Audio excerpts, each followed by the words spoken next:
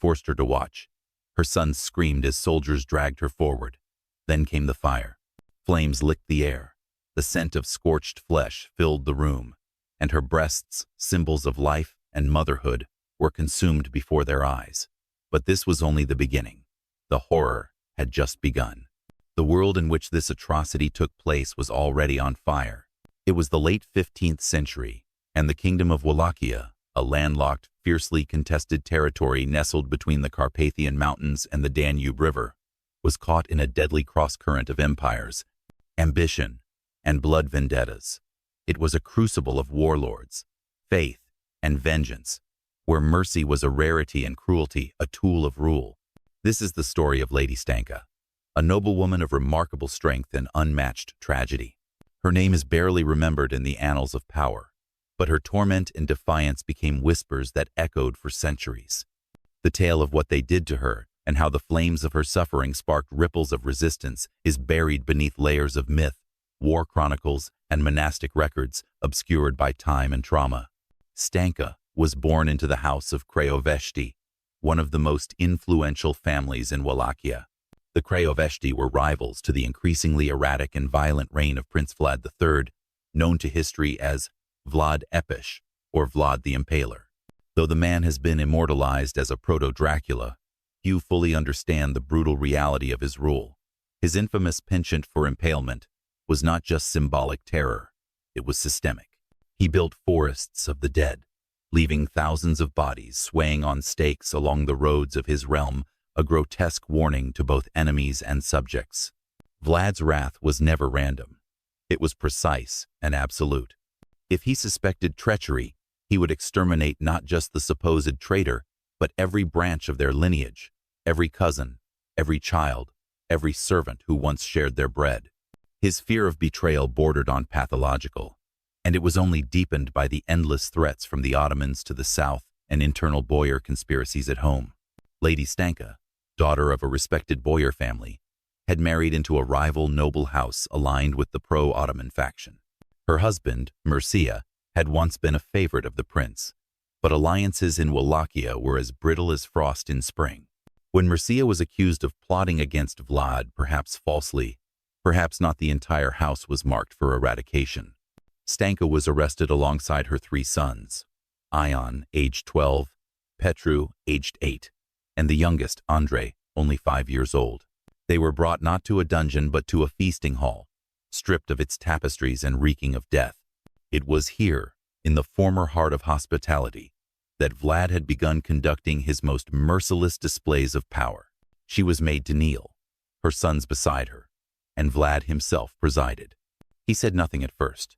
Then, as his soldiers bound her to a post, he explained in chilling detail how treason in Wallachia would be punished. Not just death, but obliteration. A lesson carved into flesh and branded into memory. The boys cried out, begging. Ion tried to shield his mother with his arms. Vlad laughed.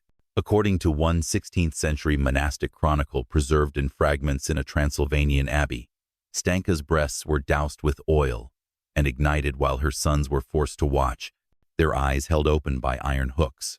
As the fire consumed her, her screams were described as, "Not of this world," a voice louder than the crows and sharper than the swords. She did not die that night. She was kept alive. This was Vlad's preferred method: prolonged death. Despair first, then destruction. Her sons were separated, and one was later reported to have been impaled while the other 2 vanished into obscurity.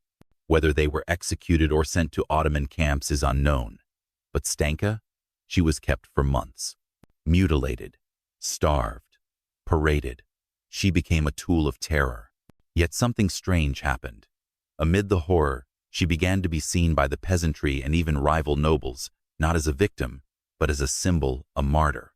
The woman who had endured the unendurable. Her survival became a threat to Vlad's mythos, because she had not broken. Not completely. This story is not simply about her torture. It is about how violence intended to crush instead created defiance. It is about power, pain, and the limits of fear. And it is only just beginning. To understand the full depth of what happened to Lady Stanka, we must plunge into the furnace of Wallachian politics during the mid to late 15th century. The land was a chessboard for titans, with the Kingdom of Hungary to the north and the Ottoman Empire pressing from the south. Wallachia was a brittle shield caught between two colliding civilizations. Inside the principality, the boyars, the local aristocracy, wielded immense influence, often acting as kingmakers and, at times, assassins. Vlad III Dracula, or Vlad Epesh, ruled Wallachia in 3 separate and turbulent stints between 1448 and 1476. His second reign, 1456–1462, during which Lady Stanka's torment occurred, was marked by sweeping purges and horrific cruelty, intended to consolidate power and eliminate both internal threats and Ottoman collaborators. In this unforgiving landscape, Stanka's husband, Mircea Dumneanul, initially found favor with Vlad. He was a skilled administrator and a shrewd political thinker, but favor with Vlad was often fleeting. Mircea's decision to open a quiet dialogue with Ottoman envoys was interpreted, or at least portrayed, as treachery, and for Vlad, betrayal could not go unanswered. He had seen too many of his kin fall to deception and ambition. His own father and older brother had been murdered by boyar conspiracies. Trust, for Vlad, was a luxury he could not afford. The arrest of the Dumneanul family was swift and theatrical. Vlad wanted a spectacle, and he orchestrated one. As chronicled by Ion of Moldavia in Chronicile Ardeline, a monk who escaped to the north and preserved his tale in secret ink, the prince's guards burst into the Dumneanul estate at dawn. Servants were slaughtered on sight. The stables were set alight. Stanka, barefoot and still in her sleeping gown, was dragged through the snow with her sons as her husband was executed in the courtyard, not by sword, but by impalement. Even among his contemporaries, Vlad's methods were considered extreme. Impalement was his signature punishment. Victims were skewered through the rectum with a dull stake to prolong suffering, and then hoisted into the air to die slowly, sometimes over several days. Forests of stakes surrounded his capital at Targovishte, bearing corpses in various stages of decay. These were not only punitive but psychological weapons, designed to instill terror in all who passed. Stanka's captivity began in Targovishte, where Vlad had converted an old hunting lodge into a prison for the condemned. Here, the aristocrats deemed too politically significant to execute outright were held and broken. The building was a charnel house. Mutilation, starvation, sexual degradation, and psychological torment were common tools. Vlad believed in not merely punishing but obliterating the identity of those who defied him. According to a rare surviving account by a Saxon merchant named Nicholas Thuringer, who was briefly imprisoned and later ransomed, he saw Stanka during his confinement. He described her as a ghost woman, with scars where the chest once was, eyes as hollow as urns, and a dignity untouched by madness.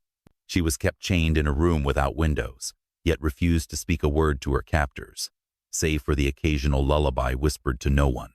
Thuringer wrote, "She had already buried everything, her name, her pain, her children, and yet she still breathed. I do not know how." This defiance unsettled Vlad. He prided himself on breaking people completely. The fact that Stanka continued to live, continued to look him in the eye when summoned before him, became a source of rage. The more she endured, the more she haunted him. In one particularly cruel display, Vlad is said to have paraded her through the streets of Targovishte during a festival, chained to a wagon wheel like a beast of burden, her mutilations visible beneath a torn linen shift. The onlookers, forced to cheer or risk their own arrest, saw not shame but tragedy. Whispered prayers followed her passage. And it is here that something strange began to happen. The people began to speak of her not as a traitor, but as a saint. Wallachia, steeped in Eastern Orthodox Christianity, was no stranger to martyrdom. The Orthodox tradition revered those who suffered for faith, for truth, or for the sins of others. Stanka, disfigured and broken but unbowed, began to be referred to in whispers as Svanta Arzatoare, the burning saint. The name was not formalized by the church, but it caught fire in the mouths of peasants and monks alike. Vlad's terror had created an unintended icon, and it terrified him. He had intended to make an example, a lesson carved in flesh, but that lesson was turning against him. As reports of Ottoman incursions into southern villages mounted, Vlad needed loyalty more than ever. And yet, more and more, people turned toward the image of Stanka. In monastic graffiti, etched into the stone walls of remote chapels, burned into wood with crude brands, her image began to appear, a faceless woman, with outstretched arms, wrapped in smoke and pain. He could not kill her now, not easily, not without making her a martyr in truth. So Vlad did something unexpected. He exiled her. Stanka was sent north, under guard, to a ruined monastery in the Carpathian foothills, a place once used by the old Basarab princes as a retreat. It was, in Vlad's mind, a final humiliation, isolation, silence, obscurity. But the mountains have long memories, and silence, as he would soon learn, can echo louder than screams. The ruined monastery to which Stanka was exiled, Chitul Negru, or the Black Hermitage, sat in a narrow valley at the edge of the Fugarash Mountains, where the air thinned and the trees whispered secrets through frostbitten leaves. Once a haven of learning and prayer, it had long since fallen to ruin after being sacked by Tatar raiders decades earlier. But its stones still stood, and its caves still echoed. Vlad had meant it as a graveyard of memory. He believed he could erase her from the world by burying her in obscurity. But instead, the opposite happened. For in that forsaken place, Stanka found something she had been denied for months: silence, space, and witnesses. The monks assigned to the ruins were few. Most were elderly men who had refused to serve at the more politicized monasteries in the capital.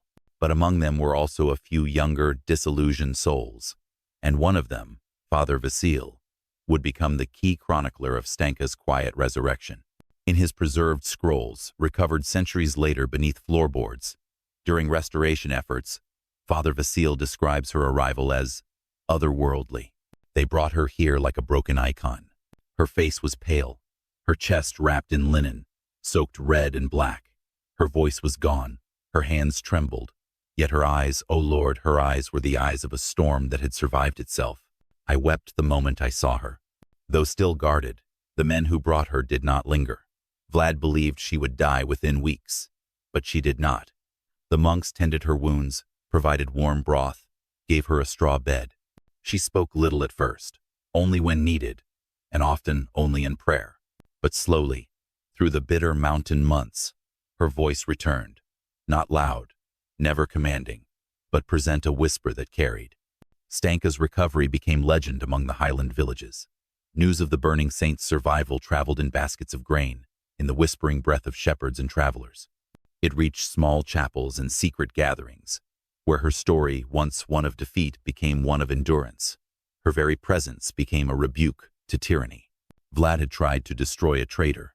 Instead, he had created a symbol of spiritual defiance. By the year 1461, murmurs of rebellion were rising not against the Ottomans, but against Vlad himself. His campaign of cruelty had grown unbearable. Entire noble houses had been wiped out. Whole villages emptied. Trade had collapsed, and the once thriving countryside lay pockmarked by war and starvation. Even those once loyal to him began to question whether his madness outweighed his usefulness. And at the center of this quiet resistance, unknowingly or not, was Stanka. Father Vasil's chronicles describe gatherings in the ruined chapel of the Black Hermitage, where pilgrims, mostly women, many widowed or orphaned by Vlad's campaigns, came to pray in her presence. They did not ask her for guidance. They simply came to see her, to sit near her, to hear her breathe.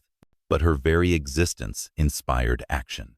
Among those inspired was a former commander of the Wallachian militia, Dragomir Albu, once loyal to Vlad but now disillusioned and disgraced. Dragomir had lost his wife and daughter to one of Vlad's purges, after being falsely accused of mismanaging grain during a harsh winter. In the Hermitage chapel, he knelt before Stanka, and according to Vasil, he did not ask forgiveness. He asked for a reason not to die, and she gave him none, only her silence. But in that silence, he found purpose. And what followed in the spring of 1462 would mark a critical turning point. A coordinated attempt was made by a group of boyars, Orthodox clergy, and former soldiers to smuggle Stanka out of the Hermitage and bring her to a clandestine council being formed near Brasov, one that aimed to replace Vlad with a more stable and less sadistic prince, Radusel Frumos. Vlad's younger brother, who had Ottoman support. The smuggling attempt failed. Whether betrayed or simply discovered by Vlad's spies, the convoy was intercepted as it crossed through a gorge. Several guards and 2 monks were slain. Stanka was recaptured this time by Vlad's personal agents. She was returned to Targovishte not in secrecy, but in chains. But the damage was already done. Word of her survival and her attempted liberation had spread like fire. Even in failure, she had become more than a story. She was a legend with breath. Vlad, now increasingly paranoid and besieged by both internal rebellion and the looming Ottoman threat, made the decision that would seal his own downfall. He would execute Lady Stanka in the public square of Targovishte, with maximum spectacle, to finally extinguish the myth. But fate would not allow it. Just days before the scheduled execution, the Ottoman army led by Sultan Mehmed II himself crossed the Danube with over 90,000 troops. Vlad was forced to flee the capital and retreat into the mountains, abandoning Targovishte to looters and flames. Stanka was left behind alive. The city burned, the palace was stripped, and Stanka, chained in a dungeon, was released not by nobles or rebels, but by desperate peasants who feared she would be consumed in the fire. They broke her out, and she vanished. From that moment on, she passed from history into myth. There is no definitive record of her death. Some say she fled north and lived out her final days in a monastic cell under a different name. Others believe she was killed by Ottoman raiders as they scoured the region. But many believe, and Father Vasil implies, that she died in peace, far from the world that had burned her, in the arms of those who called her saint, not sinner. And from her pain, the seeds of a rebellion had bloomed. By the summer of 1462, Wallachia was crumbling. Prince Vlad, Epish, once hailed as a ruthless but necessary scourge of corruption and Turkish expansion, had pushed his reign into a vortex of fear, betrayal, and exhaustion. His enemies multiplied not just across borders but within his own camp. Even those who had praised his brutality now found themselves frightened by it. The failed execution of Stanka marked more than just a logistical failure, it was symbolic. It demonstrated that even with all his cruelty, Vlad could not destroy the soul of a single woman. He had mutilated her, imprisoned her, paraded her shame, and still, she lived. Still, she was whispered about as a living miracle. And then came the final humiliation. In August 1462, Vlad was captured by the forces of King Matthias Corvinus of Hungary, a former ally turned wary observer. Vlad had fled Wallachia during the Ottoman invasion and sought refuge with the Hungarian court. But by this time, tales of his atrocities had reached Buda, including first-hand testimonies of foreign merchants, Saxon chroniclers, and refugees from Targovishte. One of the documents allegedly used by King Matthias to justify Vlad's imprisonment was a series of letters, supposedly written by Vlad himself, describing his own impalements and cruelties in gruesome detail. Historians continue to debate the authenticity of these letters, but they aligned with what many already believed. More damning than these, however, were the testimonies of survivors, and among those, rumors suggest, was a name that kept appearing: Stanka. Although we cannot confirm that she was physically present to testify, several Hungarian court scribes mention the noble Lady of the Flames in their deliberations. Her mutilation was cited as evidence of Vlad's unchecked brutality not against enemies of the state, but against noble women and children, innocent bystanders, and internal rivals. Vlad was imprisoned in Hungary for over a decade.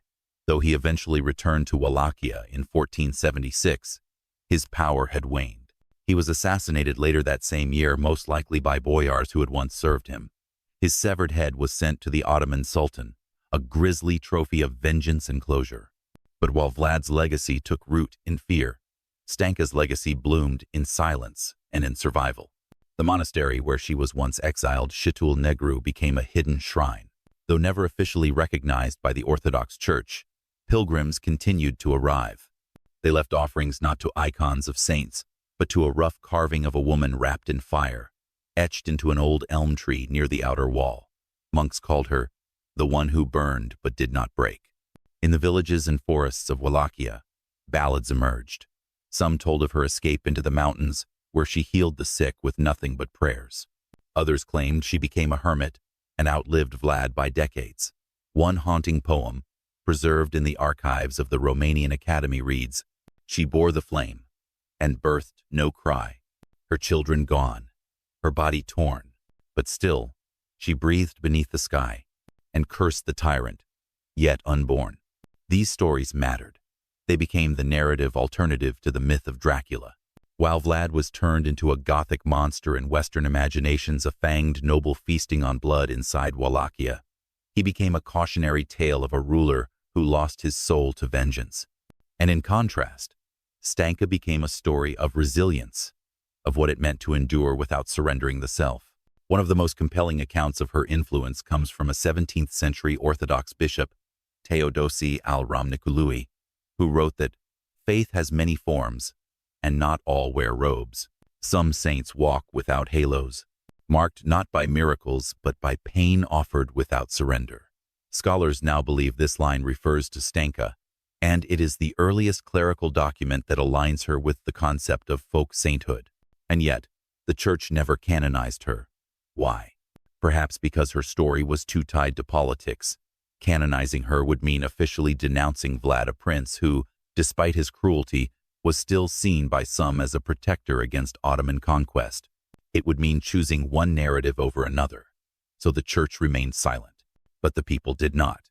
For generations, Wallachian women named their daughters Stanka, not after queens or empresses, but after a disfigured noblewoman who refused to scream. Oral historians throughout the 17th and 18th centuries recorded sightings of women carrying burned relics to her shrine, or whispering her name during childbirth as if calling on her strength in their most vulnerable hour. And in the most remote parts of the Carpathians, one chilling tradition endures. On the eve of certain saints' days, candles are lit not inside the chapel, but outside in a ring of flame to honor the mother who walked through fire. In this way, Stanka outlived Vlad not just in years, but in meaning. She became not just a victim of power, but a counter to it, a quiet revolution.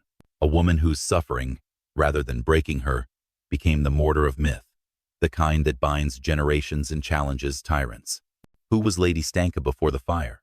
Before the chains and the mutilation? History remembers her primarily through her agony, her survival, and her legend. But buried deep in monastic registries, merchant logs, and estate records are fleeting glimpses of a woman of intelligence, influence, and quiet authority. Stanka Dumneanul was not born into obscurity. Born around 1430, she was the daughter of Bogdan Craiovesti, a prominent boyar of southern Wallachia, and her upbringing reflected the privileges of her class. She was educated, rare for women of the time, and fluent in Old Church Slavonic and Latin, literate in scripture and law. Her family held sway in court circles, known both for landholdings and discreet diplomacy. In her early 20s, she was married to Mircea Dumneanul, a landholder of noble origin with a reputation for military loyalty.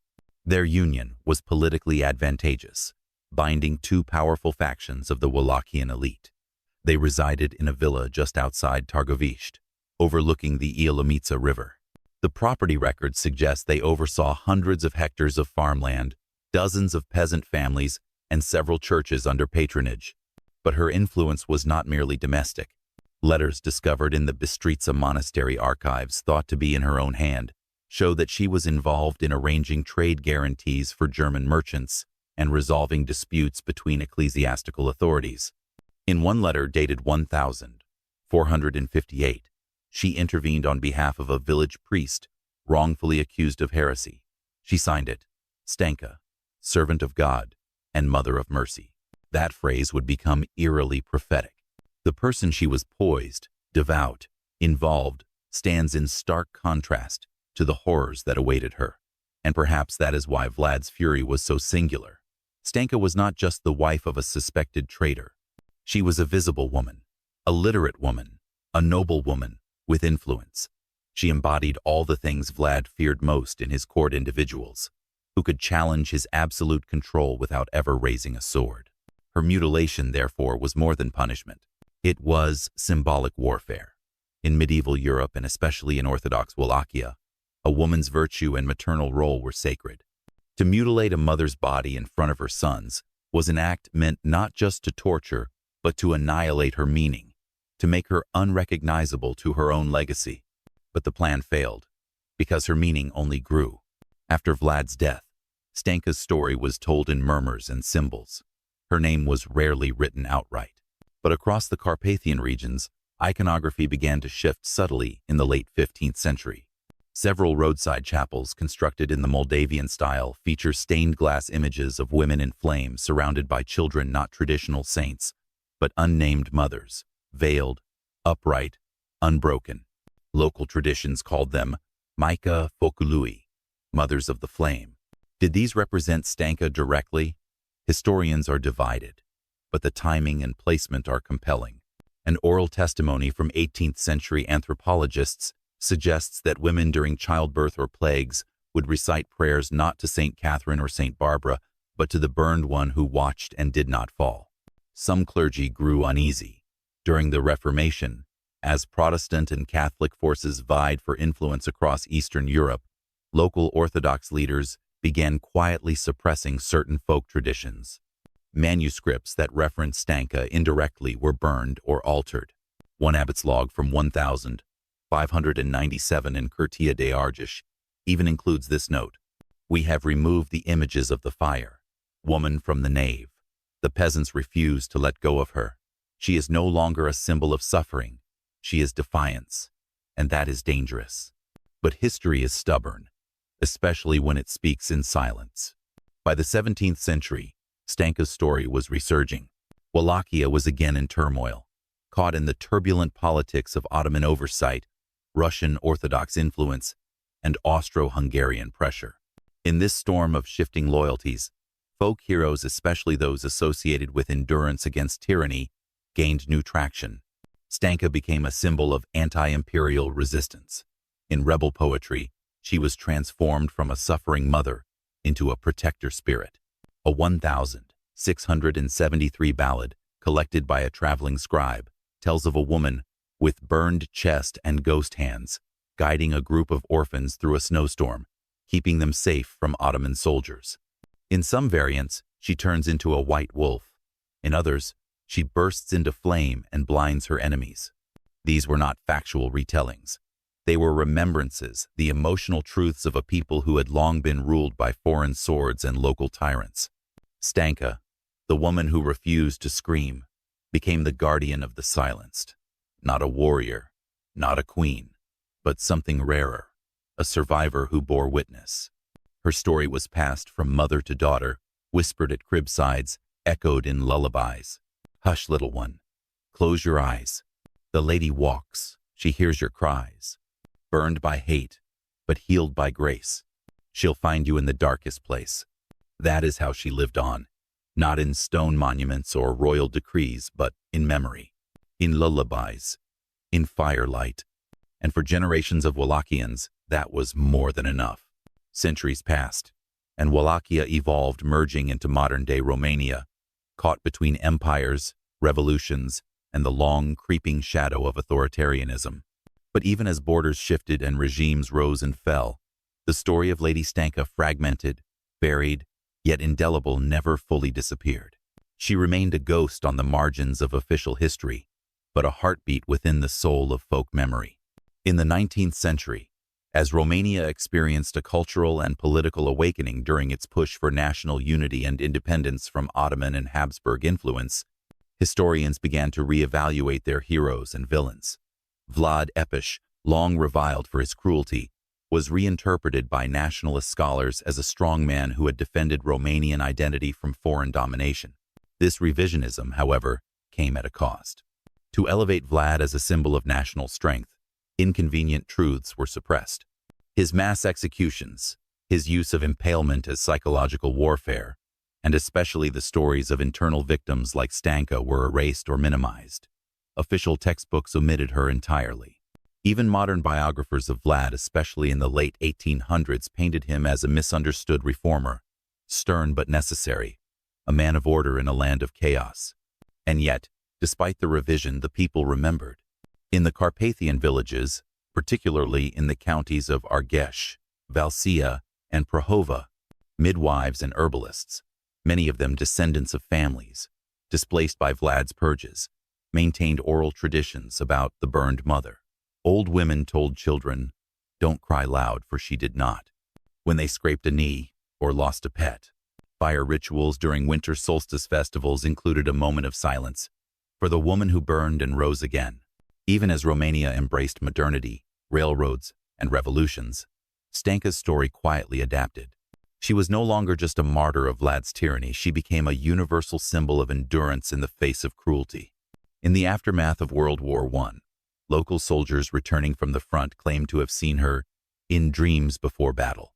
During World War II, partisans hiding in the forests of the Carpathians carved her likeness, a woman crowned in flames, into the bark of trees as protection against fear. The communist era brought new attempts at erasure. Between 1947 and 1989, the Romanian People's Republic, and later the Socialist Republic of Romania, promoted a sanitized version of history. Heroes were socialist, progressive, masculine. Superstition was condemned. Folk traditions were co-opted, edited, or banned altogether. Still, in the privacy of homes, candles were lit on winter nights not to party leaders, but to the ghost of the woman who refused to scream. In 1974, an ethnographer named Ilinca Dragoi, working under the auspices of the Bucharest Folklore Institute, recorded dozens of oral testimonies from elders in rural Muntenia who referred to Femeia Arsa, the burned woman.